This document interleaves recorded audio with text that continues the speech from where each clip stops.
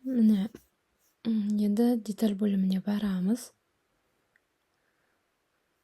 Деталь бөлімінің астында міне бірінші инструмент деталь деп тұр.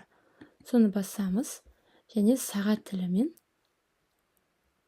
міне астында жазылып тұрады. Выберите объекты основного контура по часовой стрелке деп. Соны сағат тілімен А1-ден бастап сағат тілімен барлық нүктелерді белгілеп өтеміз.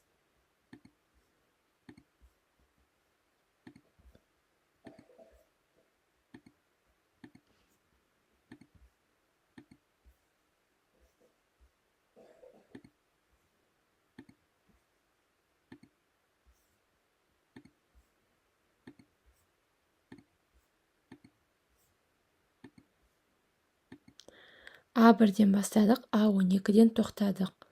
Енді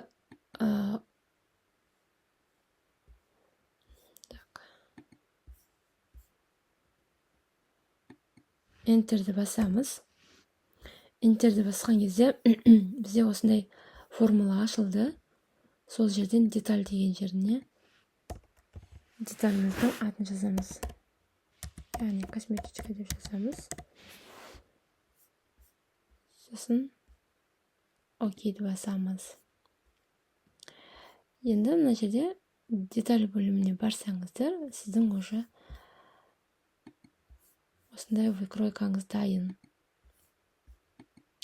Қараңыз. По часовой стрелке жасамасаңыздар, сағат тілімен жасамасаңыздар, мындай алып шықпайды.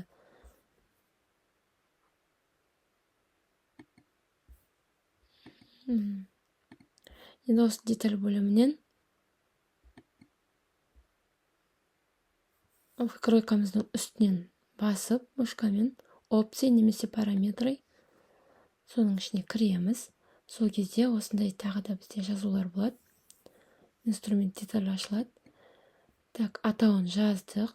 Припуски на швы дегенді басып, осы жерге галочка қоямыз. Сосын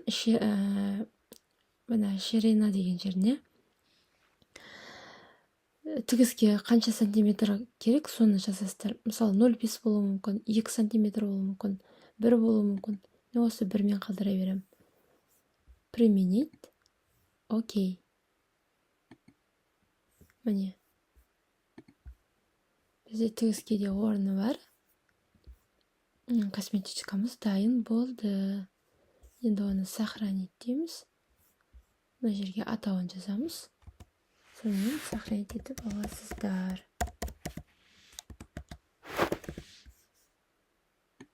Сохранить.